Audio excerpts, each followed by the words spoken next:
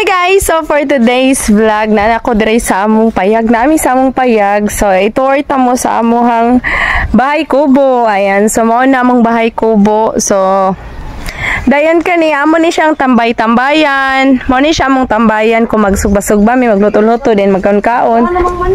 Then dira mi magsugba kato. Then ako i-vlog ato, so i-wait na lang ninyo sa akong page. So mao ni ang amohang mini farm mini farm. So mao ni ang among gamay nga farm. Then nami dragon fruit. Oh, tulo na kabuka among dragon fruit din. Niapas mi diri ni mama niya, wala naman dai sila. Wala na sila kay niadto na sila sa balay no, nagkabaiwas mi. Nanapod sila yung mga kuan diri manok. Oh, na sila poultryhan sa manok. So diri na siya gipang breeding si mama diri dapita. Ayan. So kana siya gipang breeding na siya. Then napod mi diri mga mangitlog. Ayan, so mao ni siya ang among bantres. Usa na lang kay among gikuanan lang mama kay among ihawon aslo na mo. So napod mi baboy katol. So mao na akong gitorya tamo sa among payag. So nindot kayo diri kay overlooking man siya sa dagat kung adto ka didto, dapita didto. Then diri dapita is makita pud nimo ang pikas bungtod. Adto sa pikas bungtod.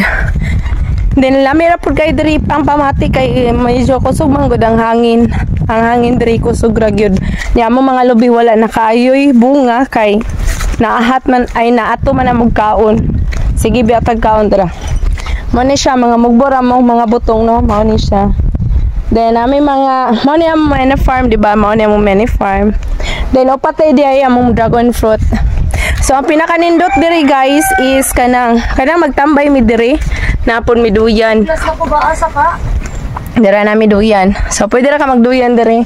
Then ari ka magtambay-tambay diri. So relax ra gid kayo, peaceful ra gid kayo diri sa among payag, sa among bahay kubo. Ang ganahan mi mo stay diri is peaceful. Then sa pikas manggod sa ubos manggod ng mga balay kay murag kanang ubos ra kayo dili siya inani ka overlooking bitaw nga makita nimo pikas bungtod dagat ingana dili nimo kay siya ingon makita. Yeah, diri si Yasi nag-andam na sa mong mga gamit. So, mara na akong tour ninyo guys. Ay, char. Mara na akong tour ninyo guys kay magluto pa mi, char. So, bye!